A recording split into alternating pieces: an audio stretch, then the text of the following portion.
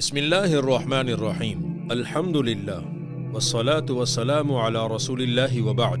جمعیت اہل حدیث سندھ صوبہ سندھ کی سطح پر اہل حدیث کا قدیم ترین نظم ہے۔ محدث دیار سندھ شیخ العرب والعجم سید بدیع الدین شاہ راشدی رحمہ اللہ نے سندھ میں تحریک عمل بالحدیث اور دعوت توحید و سنت کو جمعیت اہل حدیث سندھ کے نام سے منظم و مربوط کیا اور اہل حدیث کی دعوت قرآن و حدیث اور خدمت توحید و سنت کے لیے ایک پلیٹ فارم مہیا کیا۔ آج صوبہ سندھ میں ہزاروں اہل حدیث مساجد، سینکڑوں مدارس اور لاکھوں افراد کی صورت میں جو مسلک اہل حدیث کی قوت و طاقت اور پھیلاؤ ہے، یہ سب بفضل اللہ تعالی جمعیت اہل حدیث سندھ کی دعوتی و تبلیغی اور اصلاحی جہود و مساعی کا نتیجہ ہے۔ جمعیت کے ضلعی امراء و ناظمین اور دیگر انتظامی ذمہ داریوں پر فائز حضرات، خطباء، دعات و مبلغین، مدرسین و معلمین دعوت و تبلیغ، تعلیم و تعلم اور رفاہی امور کی انجام دہی میں مصروف عمل ہیں۔ وسائل کی کمی، مشاہرجات کی قلت، قدم قدم پر مخالفین کی طرف سے رکاوٹوں کے باوجود یہ قافلہ صدق و وفا پوری استقامت اور وفاداری کے ساتھ رواں دواں ہے۔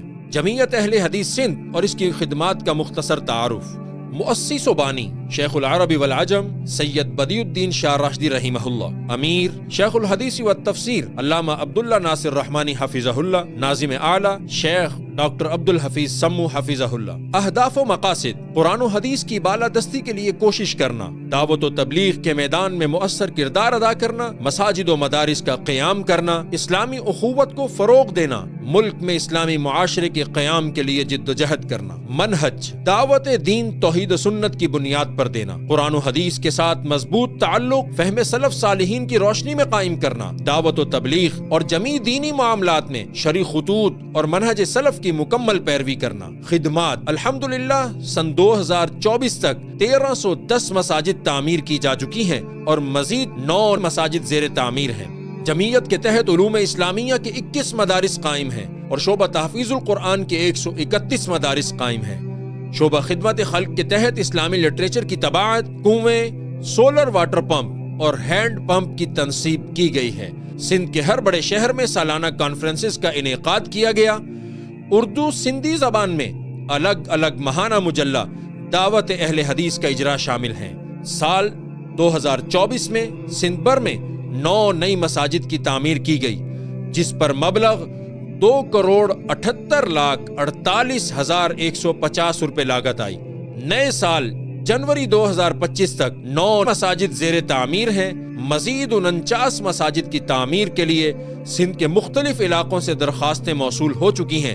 Multi media cell multimedia کے ذریعے دعوت و تبلیغ کا انتظام، جس میں علماء کرام اور بالخصوص شیخ الحدیث علامہ عبداللہ ناصر رحمانی حفظہ اللہ کے خطبات، بیانات، ماہانہ و ہفتہ وار دروس اور تفسیر القرآن وغیرہ کی ریکارڈنگ اور پھر ان کی نشریات، نیز آن لائن کلاسز کا سلسلہ بھی جاری ہے۔ مستقبل میں بعض اہم علمی و منہجی کتب پر دروس کی ریکارڈنگ اور آن لائن کلاسز کے اجرا کا بھی پروگرام ہے۔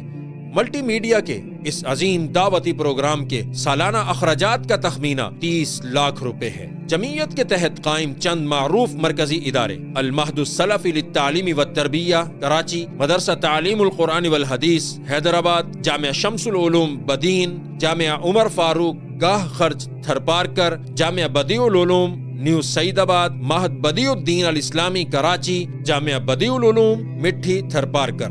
ہم سب سے پہلے تو اللہ رب العزت کے حضور شکر گزار اور سربسجود ہیں، اس کے خاص فضل و کرم سے ہمیں خدمت دین اور خدمت خلق کے ان کاموں کی توفیق ملی ہے۔ ہم ان تمام احباب جماعت کا تہ دل سے شکریہ ادا کرتے ہیں، اپنے قیمتی مالی تعاون کے ذریعے ہمارے ساتھ رہے۔ یا ایھا الذین آمنوا ان تنصروا اللہ ینصرکم ویثبت اقدامکم۔